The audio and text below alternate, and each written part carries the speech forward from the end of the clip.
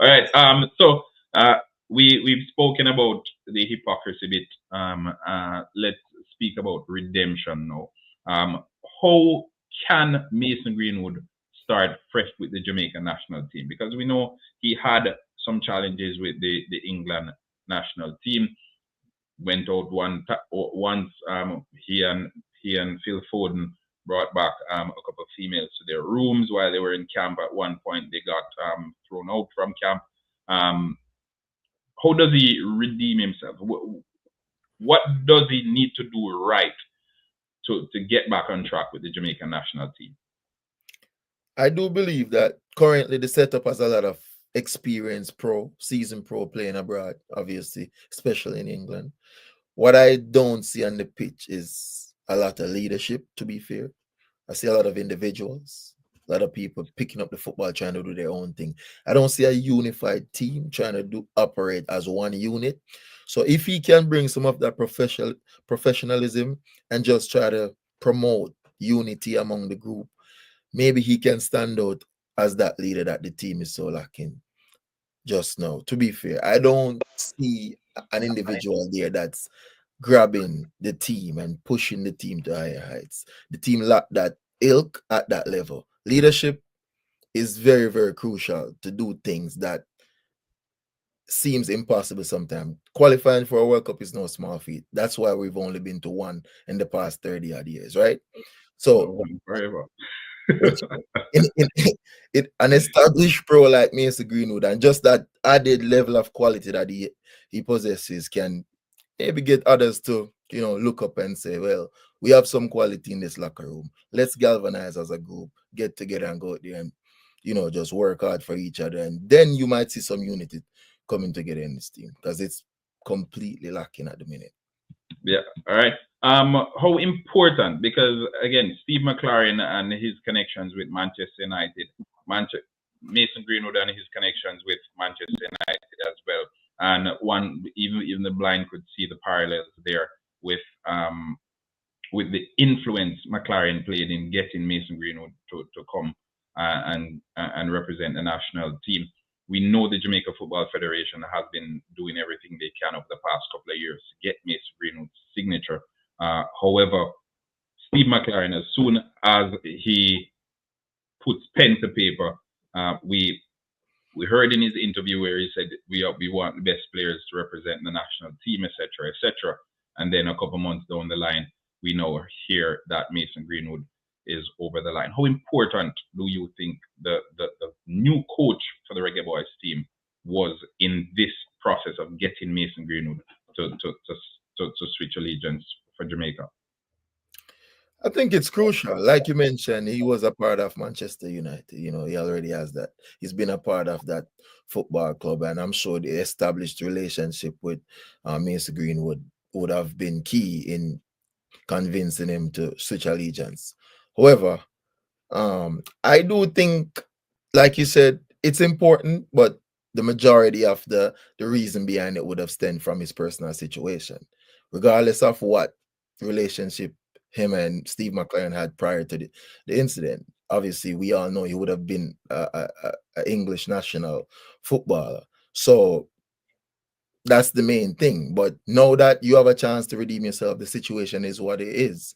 It can't be no better than to go play alongside or under the tutelage of a manager that you already have an established relationship with, right? A sense of identity, because the Manchester United DNA is already there. The goal now for me, and I'm going to move away from just the relationship a little bit, is just for Steve McLaren and Mason Greenwood to work in tandem now to try to create an environment, right? Similar to one that Mason Greenwood and Steve McLaren was a part of from those times at Manchester United at the Jamaica Football Federation. Just try to galvanize it and create that type of atmosphere, because as great as he is as a talent, you still need him to bring that leadership, which is what's so lacking at the minute, to be fair, right? I feel as if, and we talk about leadership, we talk about folks allowing their football to do the talking, and we've seen it with Demari Gray, who he allows his football to do the talking. Leon Bailey hasn't been at his best for the Jamaica national team, I think we can all agree he hasn't had the best of seasons so far this year for Aston Villa. But Mason Greenwood coming into this setup right now, does he walk right into the team? Again, I think so. Demari Gray, been impeccable, been immense for the Jamaican national team. Leon Bailey, not so great. And Leon Bailey plays on the same side as Mason Greenwood. Do we fit all three of them in there? Will we be seeing a 4-2-3-1 with Mason Greenwood, Leon Bailey, and Demari Gray, and maybe Shamar Nicholson being the striker? Well, Mikel Antonio, I don't think he'll be fit anytime soon. But do we fit all three of them in there, or do you think we'll have to replace someone in that attacking position to accommodate Mason Greenwood? That's actually a really good question, because I feel like now we're talking about this, and Leon Bailey, like you said, he hasn't hit the heights of last season. Demar, since the first game for Jamaica, you already see what he brought to the table, and he's kept those levels up throughout, right? You don't know what you're gonna get with Mason Greenwood, but if we were to gamble, you know the level that he brings, right? His adaptability, his versatility across the front line as well. Slightly different player from a Leon Bailey, who is more effective coming off the right onto his left foot. With Mason Greenwood ability to shoot with both feet, set piece, off the dribble, he could play in behind as well. He's pretty diverse for attacking footballer. So I feel like it's easier to integrate him into a lineup and to play alongside those other two players. But it would be a tricky task. I feel like we're lacking terribly in midfield. So how do you set up? Are you going to put all those attacking talents in front of a double pivot that's not able to control a football game? Because then again, that's important. You're going up against experienced international footballers. You need to know how to control games. The attacking talent alone is not going to be able to do it. So it's up to McLaren to know how he's going to integrate all those attacking talent at his disposal. All right, sounds good. Sounds good. Let's take another look over in the comment section and see what the viewers are saying. Franklin Young, I live in Panama, and Jamaica team values about 10 times the Panamanian team, but Panama plays better football. We need to play as a team. Tigana saying active. Big up yourself, Tigana. Franklin, I fully agree with you. And hopefully in the next couple of months, because I won't even say in the next couple of weeks, because the games that are upcoming for the Jamaica national team is more to see the local players. The games will be played at Catherine Hall, and I think one will be played in the jungle. That's the Arnett Garden sports complex there. So there are two games. Mostly local players will be selected. So look out for those games. And if you're in Jamaica, please go out and support the local players. Some good football happening in the Jamaican Premier League, but nothing special, if I'm to be honest. Nothing special. I am curious to see what those games will look like, because I think the level is very low. It's gone down a notch, if I'm to be honest, over the last couple of years. But anyway, we'll be wrapping it up here, and we'll be inviting the viewers and subscribers to share their thoughts in the comment section. What are your thoughts? Did the Jamaica Football Federation make the right decision? Is this the right call? Getting Mason Greenwood with all his baggage to come and represent the Jamaican national team.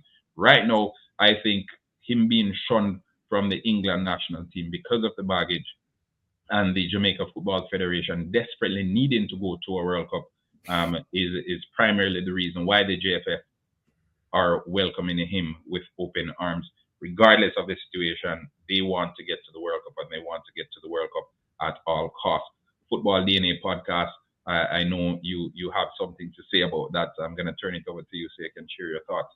And for those in the comment section, again, remember, subscribe to the Football DNA podcast. I'll be sharing the link in the comment section, and I'll be pinning it as well. So it'll be the first comment under the video. Maybe not the first, but it'll be the one pinned, so you know where to find them. This video will also be shared on both platforms. All right, so Football DNA podcast.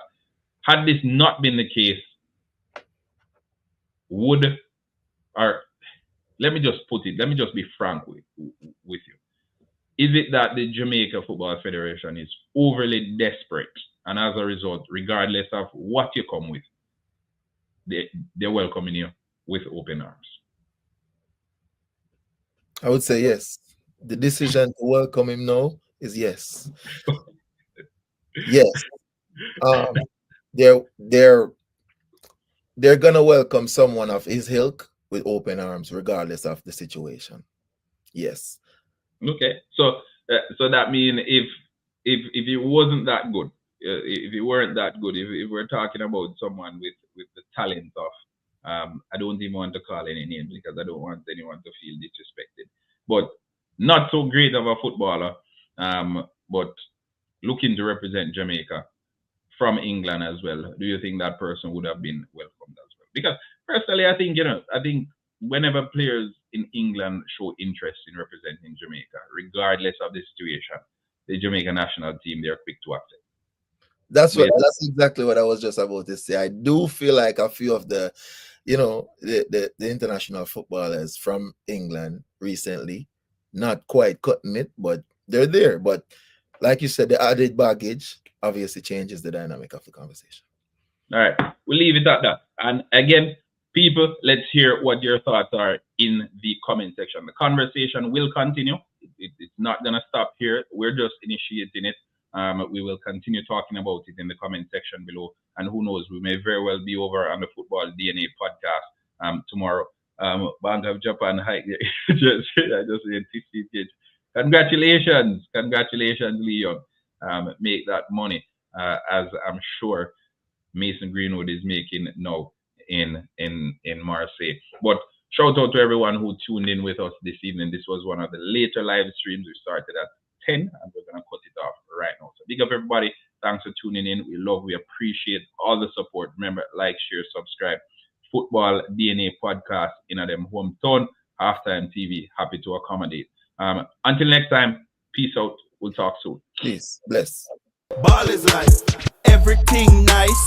Ball is life. Which team you support? Tune in and make a choice. Yeah. Football is life. Football is life. Football is life. Football is life. Yeah.